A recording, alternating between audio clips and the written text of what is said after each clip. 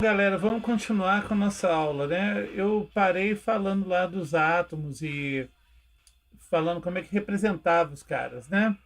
Então agora, o que a gente vai fazer é o seguinte: a gente já sabe que existe uma representação, né, na tabela periódica, que o número atômico é a mesma coisa que o número de prótons do cara, dá identidade para o elemento químico, e que o número de massa ele representa basicamente o núcleo, porque tem prótons, tem nêutrons e que esses caras estão aqui, certo?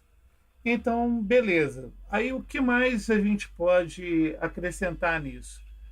A gente pode dizer também o seguinte, que essas representações permitem que a gente consiga determinar qual que é o número de prótons, qual que é o número de nêutrons e qual que é o número de elétrons do elemento químico.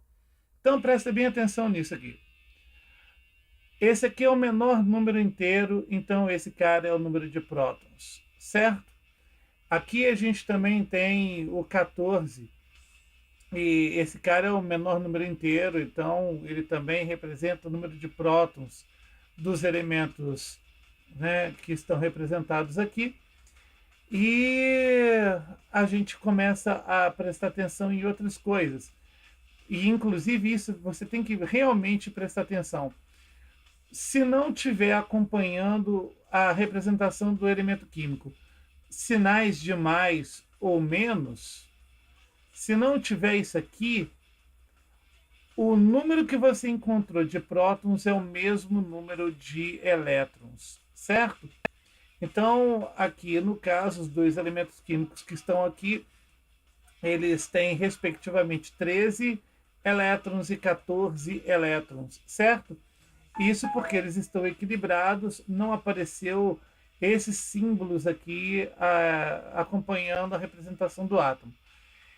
Bom, beleza. Então você já sabe o número de prótons, que é o mesmo número atômico aqui.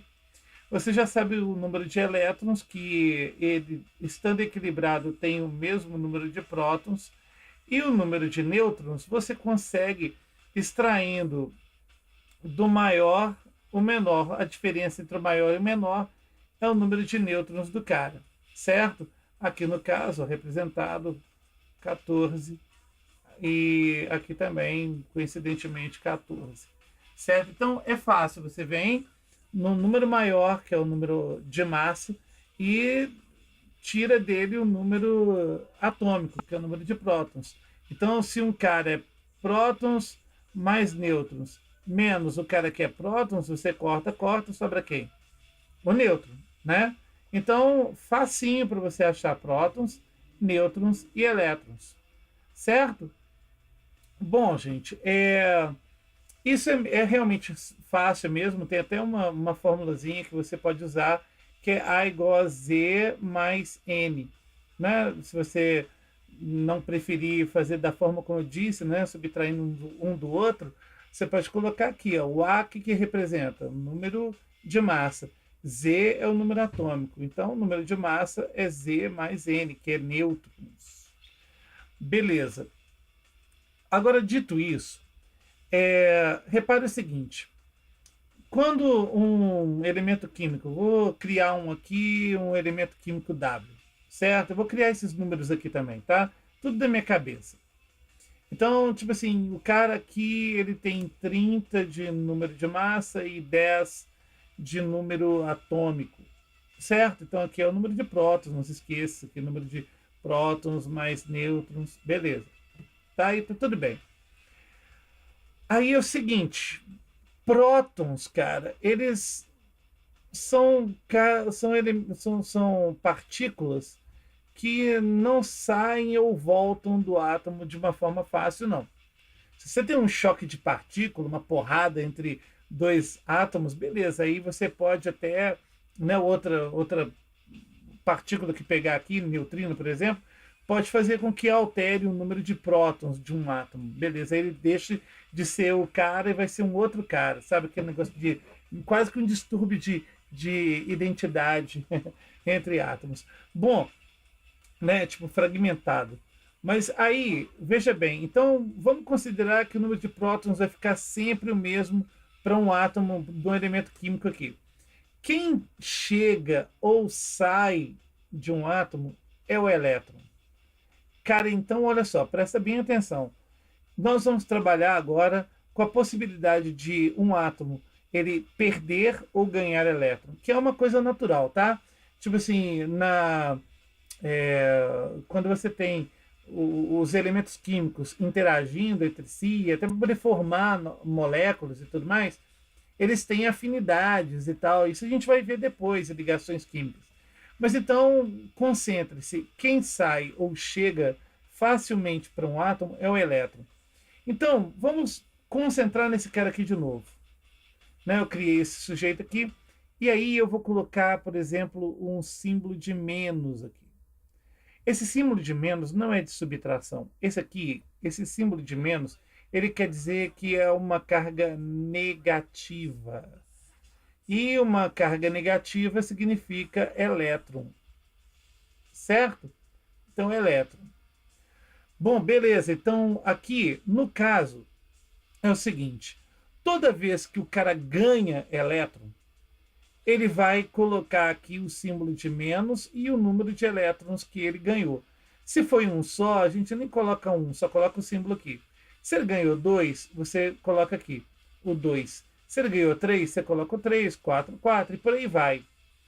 Isso significa dizer o seguinte, que quando esse cara ganhou elétrons, ele desequilibrou do número de prótons. Não era igual quando eles estavam estáveis, né? Prótons e nêutrons não eram iguais.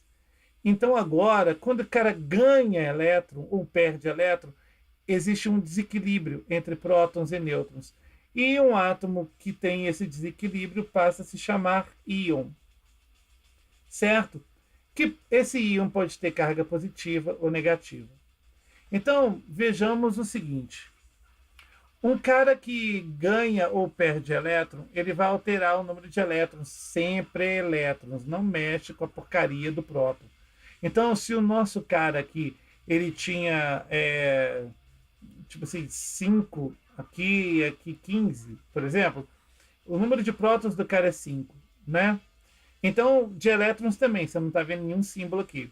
Então, vamos ver. Se esse cara ganhou um elétron, então eu coloco um menos aqui. Ele virou um íon, certo? Mas é um íon negativo. Quem ganha elétron torna-se um íon chamado de ânion, certo?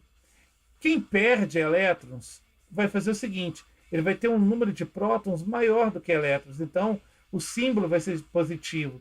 E um íon positivo, ele ganha o nome de cátion, igual a representação aqui. Bom, então vamos esquecer isso aqui agora. Vamos fazer esse cara aqui de novo, certo? E eu quero concentrar nisso aqui, ó. Hoje eu estou falando concentrar, eu gostei da palavra concentrar. Acho que é porque eu estou precisando de concentração. 1, 2, 3, 4, 5 prótons. Tá? Não vou colocar os nêutrons aqui não, 5 prótons. Aí você tem aqui a eletrosfera. Então você tem 1, 2, 3, 4, 5 elétrons. Beleza? Está equilibrado, ó. Equilibradinho. Aí o que acontece? Se esse cara ganha mais um elétron, ele fica com a carga negativa maior em 1 em relação ao próton. Aí, então, você coloca aqui 1. Se esse cara ganhou 2, beleza, agora ele tem 2 elétrons a mais do que o número de prótons. Por isso ele fica menos 2. Então, o que você faz? Você soma esse número aqui, que é o de prótons, e que é fixo, com o número de elétrons que o cara ganhou para você falar qual que é o valor de elétron. Nesse caso aqui é 7. Né? Agora, o contrário, se esse cara perdeu elétrons, né? Se ele perder um elétron, aí o que acontece? Ele vai ganhar o símbolo de mais. Se ele perdeu 2, aí ele vai colocar mais 2. E aí você faz o inverso, meu amigo. Porque você tem mais prótons do que elétrons. Se você tem 2 elétrons que ele perdeu, então o número de elétrons, agora você subtrai o número de prótons de elétrons. No caso aqui ele está com 3. Certo? Então sempre vai ser assim. Vamos ficar observando. Desequilibrou, virou íon. Se ele ficou desequilibrado porque ganhou elétron, ele passa a ser ânion. Se ele perdeu o elétron, ele passa a ser cátion. Certo? Daqui a pouquinho a gente termina o restante. Abraço.